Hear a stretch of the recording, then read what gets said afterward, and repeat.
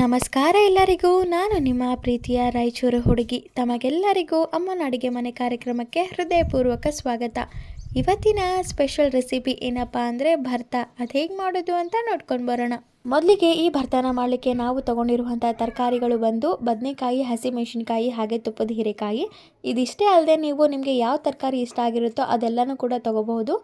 ಇನ್ನು ಕ್ಯಾರೆಟ್ ಆಗಿರ್ಬೋದು, ಸೌತೆಕಾಯಿ ಆಗಿರ್ಬೋದು, ಎಲ್ಲ ತರಕಾರಿ ಕೂಡ ಹೆಚ್ಚಿ ಹಾಕೋಬೋದು. ಅದು ಕೂಡ ತುಂಬಾ ಚೆನ್ನಾಗಾಗುತ್ತೆ. ಆದರೆ ನಾವು ಅದನ್ನೆಲ್ಲ ಸ್ಕಿಪ್ ಮಾಡ್ಕೊತಾ ಇದ್ದೀವಿ.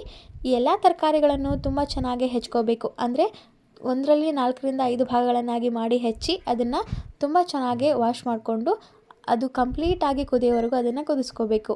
ಕುದಿಸಿ ಅದು ಸ್ವಲ್ಪ ತಣ್ಣಗಾದಮೇಲೆ ಅದರಲ್ಲಿರುವಂತಹ ನೀರನ್ನೆಲ್ಲ ಬಸಿದು ಅದನ್ನು ಈ ಥರ ಕಲಿಗಲ್ಲಲ್ಲಿ ಹಾಕಿ ಅದಕ್ಕೆ ಸ್ವಲ್ಪ ಉಪ್ಪು ಹಾಗೆ ಅರಿಶಿಣವನ್ನು ಹಾಕಿ ತುಂಬ ಚೆನ್ನಾಗಿ ಜಜ್ಕೋಬೇಕು. ನಿಮ್ಮ ಹತ್ರ ಕಲ್ಲಿಗಲ್ಲು ಇಲ್ಲ ಅಂದರೆ ಮಿಕ್ಸಿ ಜಾರ್ ಕೂಡ ಹಾಕೋಬೋದು.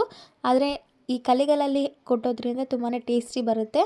ಹಾಗಾಗಿ ಇದನ್ನು ಕಲ್ಲಿಗಲ್ಲಲ್ಲಿ ಹಾಕಿ ಒಂದು ಸ್ವಲ್ಪ ಉಪ್ಪು ಹಾಗೆ ಅರಿಶಿಣವನ್ನು ಹಾಕಿ ಈ ಥರ ಜಜ್ಕೋಬೇಕು. ಹಾಗೆ ಇದೇ ಹಂತದಲ್ಲಿ ಸ್ವಲ್ಪ ಹುಣಸೆ ಹಣ್ಣು ಕೂಡ ಹಾಕಿ ಜಜ್ಕೋಬೇಕು. ನಾವು ಲಾಸ್ಟ್ಗೆ ಹಾಕಿದ್ದೀವಿ, ನೀವು ಮುಂಚೆನೇ ಹಾಕಿ ಅದನ್ನು ಜಜ್ಕೊಳ್ಳಿ.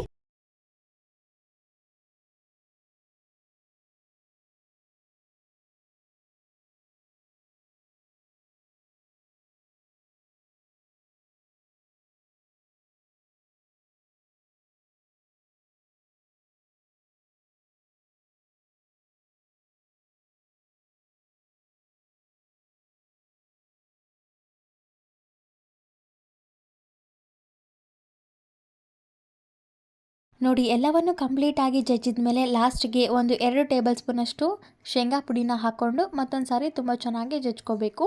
ಶೇಂಗಾ ಪುಡಿ ಹಾಗೆ ಎಲ್ಲ ಮಿಶ್ರಣ ಕೂಡ ತುಂಬ ಚೆನ್ನಾಗಿ ಕಲಿಬೇಕು. ಅಲ್ಲಿವರೆಗೂ ಅದನ್ನು ಮತ್ತೊಂದು ಸಾರಿ ಜಜ್ಕೋಬೇಕು.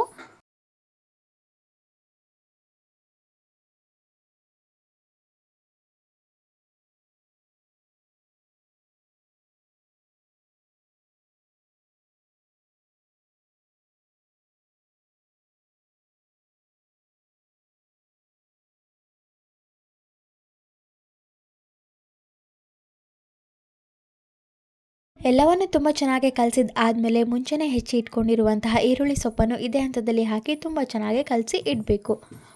ಎಲ್ಲನೂ ತುಂಬ ಚೆನ್ನಾಗಿ ಕಲಸಿದ ಆದಮೇಲೆ ಇದನ್ನು ಕಲಿಗಲ್ಲಿಂದ ಒಂದು ಸಣ್ಣ ಪಾತ್ರೆಗೆ ವರ್ಗಾಯಿಸ್ಕೋಬೇಕು. ಆಗ ಭರ್ತ ತಿನ್ನಲಿಕ್ಕೆ ರೆಡಿಯಾಗಿರುತ್ತೆ. ಇದನ್ನು ಸಜ್ಜಿ ರೊಟ್ಟಿ ಜೊತೆಗೆ ತಿಂದರೆ ಆಹಾ ಏನು ಟೇಸ್ಟ್ ಅಂತೀರಾ, ಮತ್ತೆ ಮತ್ತೆ ತಿನ್ನಬೇಕು ಅನಿಸುತ್ತೆ. ಹಾಗೆ 1 ರೊಟ್ಟಿ ಊಟ ಮಾಡೋರು 2 ರೊಟ್ಟಿನ ಊಟ ಮಾಡ್ತಾರೆ, ಅಷ್ಟು ಟೇಸ್ಟಿಯಾಗಿ ಬಂದಿರುತ್ತೆ. ಇದಕ್ಕೆ ನೀವು ಬೇರೆ ತರಕಾರಿ ಕೂಡ ಹಾಕೋಬೋದು, ಇದನ್ನೇ ಅಂತಲ್ಲ.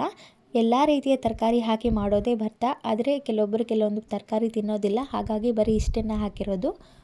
ಈ ಭರ್ತ ರೆಸಿಪಿ ಮಾತ್ರ ತಿನ್ನಲಿಕ್ಕೆ ತುಂಬಾ ಟೇಸ್ಟಿಯಾಗಿ ತುಂಬಾ ಸಖತ್ತಾಗಿ ಬಂದಿತ್ತು. ಈ ರೆಸಿಪಿ ನಿಮಗೆಲ್ಲರಿಗೂ ತುಂಬಾ ಇಷ್ಟ ಆಗಿದೆ ಅಂತ ಭಾವಿಸ್ತೀನಿ. ಹಾಗೆ ಎಲ್ಲರೂ ಕೂಡ ಖಂಡಿತವಾಗಿ ಟ್ರೈ ಮಾಡ್ತೀರಾ ಅಂತ ಭಾವಿಸ್ತೀನಿ. ಈ ರೆಸಿಪಿ ನಿಮಗೆಲ್ಲರಿಗೂ ಇಷ್ಟ ಆಗಿದ್ದರೆ ನಮ್ಮ ಯೂಟ್ಯೂಬ್ ಚಾನಲನ್ನು ಲೈಕ್ ಮಾಡಿ, ಶೇರ್ ಮಾಡಿ, ಕಮೆಂಟ್ ಮಾಡಿ, ಹಾಗೆ ನಮ್ಮ ಚಾನಲನ್ನು ಸಬ್ಸ್ಕ್ರೈಬ್ ಮಾಡಿ. ಧನ್ಯವಾದಗಳು.